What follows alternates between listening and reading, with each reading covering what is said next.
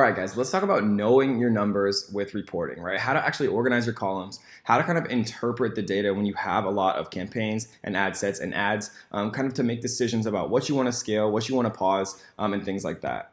So if we open up our dashboard here, you can see that there's kind of the rules section. And we've talked about this a couple of times, but I think it's probably one of the most important ways to kind of automate your decision making, right? Because people tend to get emotional if you really like an ad, you want to see it succeed, or whatever the case may be. And I kind of try to like take that emotion out of the equation just by creating rules. And so just really quick, we'll go over this, and then we'll go over the columns that I like to use kind of to present the data in the best way. But the two ways that I like to do this, guys, well, let's go into ad sets here really quick, and then we'll make a rule. And we're going to do this with all active ad sets, and we're going to turn off ad sets if the cost per website conversion, right? We're going to do cost per purchase because I like to optimize everything for cost per purchase. If you're doing leads or webinar registrations or whatever, you could just do cost per completed registration, whatever the case may be. So we're going to turn off ad sets if it's costing us, if our cost per purchase is greater than $5, right? And so what this means, guys, is, and Facebook auto defaults to doing lifetime impressions over 8,000, because if you don't have over 8,000 impressions, Facebook doesn't deem having enough data to actually make these decisions. And so you can just leave that. This basically means just a total number of times the ad was viewed. So the time range, right? I like to do the rolling average of the last 3 days. Just because it gives you kind of a better picture of what's going on.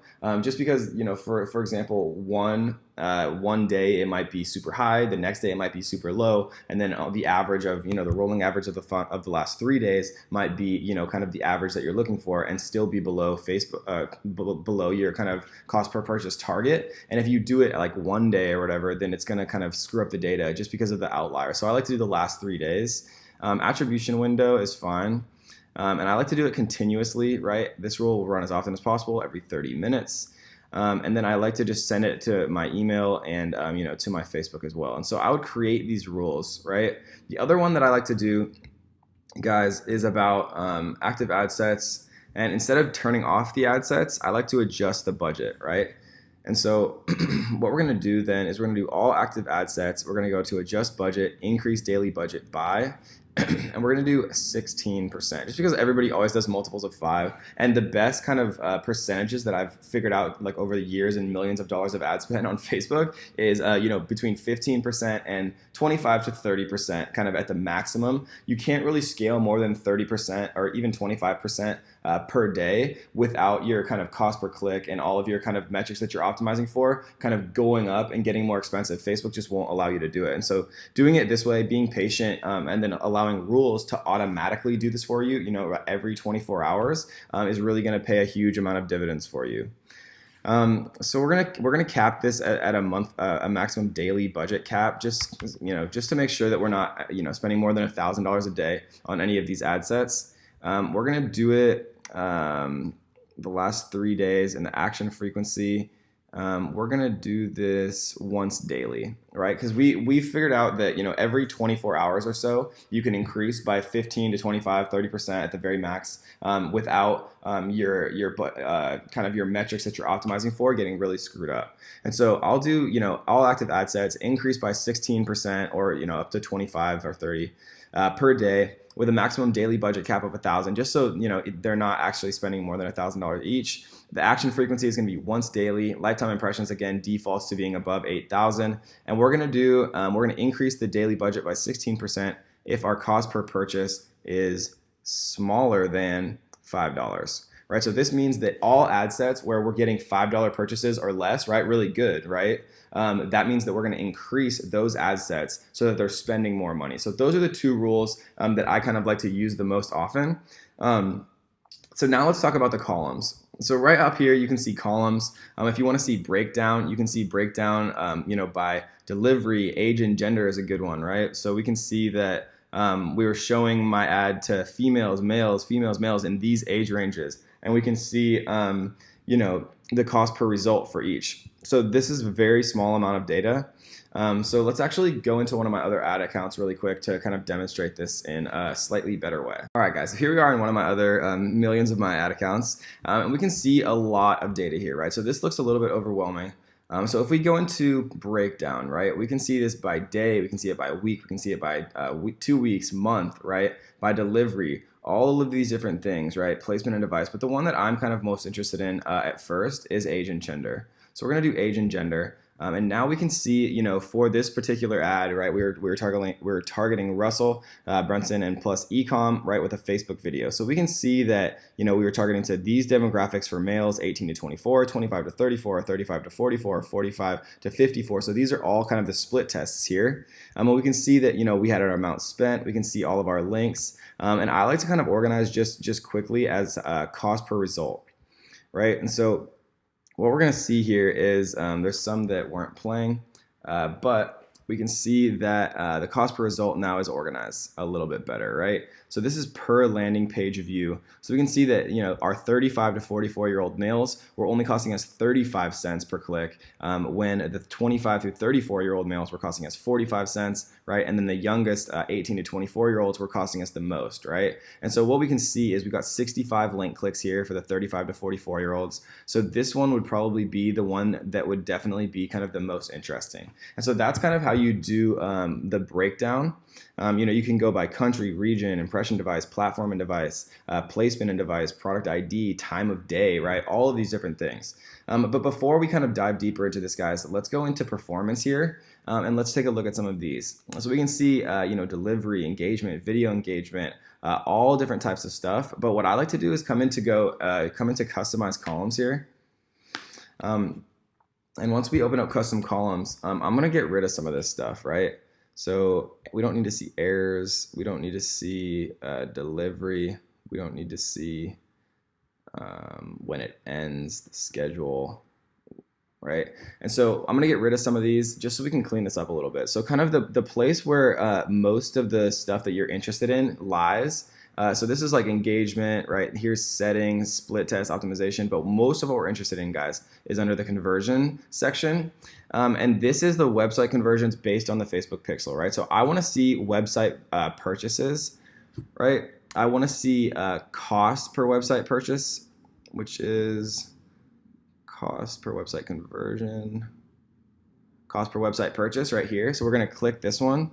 And those are the main two I want to see, guys. But if you, for example, wanted to see like if you were running traffic to a webinar, you could click cost per website registration instead, and then it would show you based on your Facebook pixel, right? When we install our Facebook pixel and we install our standard event snippets, right? Like that little piece of code that we install after the registration page on ClickFunnels, like I showed you how to do, or that little piece of code that we install on the thank you page or the purchase page that only shows after someone makes a purchase, then we can do, cost per completed registration. We can do cost per website purchase. And so we're going to do website purchases here and then cost per website purchase. So we're going to go apply. And so now what we see, right, is we see our columns were updated. And we can kind of clean these up a little bit just so it looks a little bit better. Right, and so what we're going to do then is we're going to actually, so we're in just a single ad set here, but we can look at everything as well. So let's get rid of that. And then let's organize by website purchases. Okay, so now we can see actually where we're getting our purchases from, right? So the whole point of kind of these columns, guys, is to make better sense of the data, so you can kind of make intelligent decisions related to that data. So we can see that the 25 to 34-year-old male range, we had 15 purchases, and our cost per purchase was $15.91, right? Which is pretty incredible when you consider that this is a $997 product, right? And so that's kind of like a $980 profit per unit times 15, which is pretty good, right? Obviously. And then, so we can obviously know that this is kind of our target demographic in this particular ad set, that we'd be targeting 25 through 34-year-old males, much, much heavier, because it looks like we've spent about $130 on the 35 through 44-year-old male range, and we haven't gotten a single website purchase, right? And so it's very, very important to kind of note here the difference, right? And this is kind of like what you learn from split testing. Like if I hadn't have split tested this into 5 different segments, right? The 18 through 24-year-olds, the 25 through 34-year-olds, the 35 through 44, 45, 54, 55 through 64, I wouldn't know that the 18 through the 25 through 34-year-old male range here is literally getting us almost 100% of our purchases out of these 5 split tests. And that's a really, really unbelievably profitable and beautiful piece of knowledge, because now, I'd know that, okay, well, it looks like we're wasting money on 35 years and older. And so we target, we'd set our rules would automatically raise the budgets for these, but we could know that, okay, now we know that, in this particular ad with these particular interests and things like that, that obviously our kind of sweet spot and our perfect audience lies in the 25 through 34-year-old range. So let's take a look at some other ones. So we see that there's 6 purchases here for a little bit more expensive, $87 per purchase, which is still obviously incredible for a $997 product. It's a $910 profit per sale times 6, which is quite good, obviously. And so we see, again, the same age range, 25 through 34 seems to be our sweet spot in not only this ad set, but this ad set. And guys, we're looking for patterns here, right? We're looking for, we're looking for things that we kind of see across different split tests, because the point of split tests is not only to figure out kind of your sweet spot in this particular ad set, but it's to understand who your demographic is. So if all of these different ad sets all had 25 through 34-year-old males as kind of the best demographic, then I would know, that maybe when I'm creating my new split test and my new kind of iterations and I'm further optimizing and scaling, that I would start out with 25 through 34-year-old males as my initial targeting demographic, and actually really start to kind of scale from there. And so we see 6 purchases here, but something that's interesting is we see 5 purchases for 35 through 44-year-old males, right? So the interests or the demographical targeting, whatever the difference might be in this particular ad set, it seems like this 35 through 44-year-olds is working significantly better here, because we had no sales here with $130 of ad spend, but here we had $291 of ad spend and we had 5 sales, right? So $58 per sale, is about a $920 profit per sale. And so, these are very, very important metrics to kind of get a really good understanding of, guys. And that is really like how I do it.